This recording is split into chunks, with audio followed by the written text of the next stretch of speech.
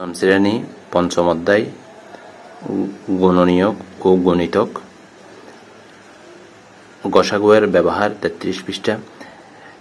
প্রশ্ন নম্বর ২, একজন শিক্ষক ৪০ জন ছাত্র ও ২৪ জন ছাত্রীকে কতগুলো দলে ভাগ করে দিলেন যেন প্রত্যেক দলে ছাত্র ও ছাত্রীর সংখ্যা সমান থাকে এবং কোনো শিক্ষার্থী অবশিষ্ট না থাকে।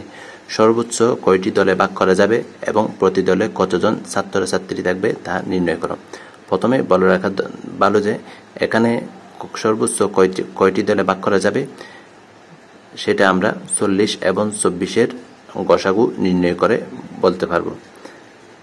তারপর প্রতি দলে কতজন থাকবে তা আমরা প্রদত্ত দুটি সংখ্যাকে নির্ণয় গসাগু দ্বারা ভাগ করলে আমরা বলতে পারবো প্রতি দলে কয়জন ছাত্র থাকবে এবং কয়জন ছাত্রী থাকবে। আমরা তাহলে এটা করে নিই।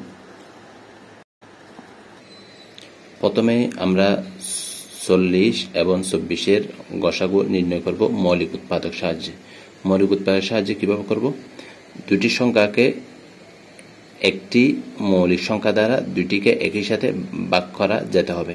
যেমন ২ দ্বারা ভাগ করলে ২ দ্বারা ৪০ এবং ২৪-কে একই সংখ্যা দ্বারা ভাগ করা যাচ্ছে।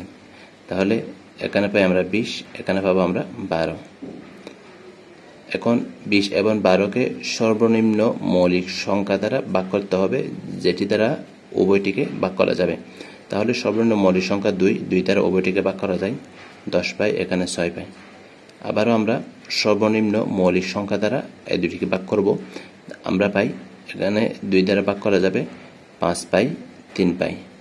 অতএব যে সংখ্যাগুলো দ্বারা আমরা উভয়টিকে ভাগ করতে পেরেছি তাদের গুণফল হবে গসাগু।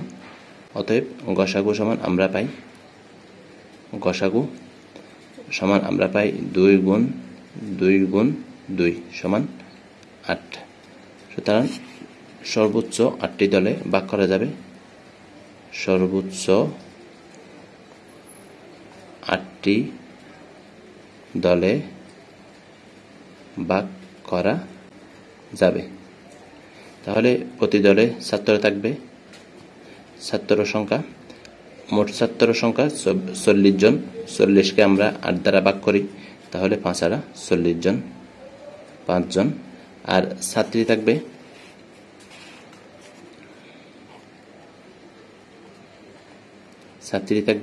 ছাত্রীর সংখ্যা ২৪ জন। ২৪-কে আমরা ৮ দ্বারা ভাগ করলে ৩ আর ২৪, ৩ জন।